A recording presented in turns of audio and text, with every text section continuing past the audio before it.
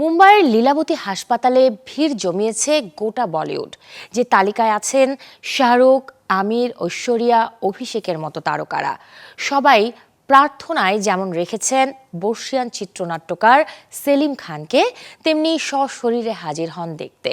সাথে তো আছে খান পরিবারের সকল সদস্যরাও। শনিবার রাতে সবার এমন উপস্থিতির ভিডিও নেট দুনিয়ায় ছড়িয়ে পড়লে হঠাৎই উদ্বেগ বাড়ে নেটিজেনদের।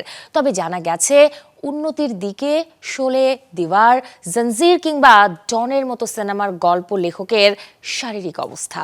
এবার নগদে পাচ্ছেন হেলিকপ্টার অফার, তাই কেনাকাটার পেমেন্ট নগদে করুন আর বুঝে নিন ২০০০ টাকারও বেশি ক্যাশব্যাক সহ হেলিকপ্টার রাইড। পেমেন্ট শুরু করুন আজই। চিকিৎসক জলিল পারকার জানান, ভেন্টিলেশন থেকে বর্তমানে সেলিম খানকে নেওয়া হয়েছে আইসিইউতে।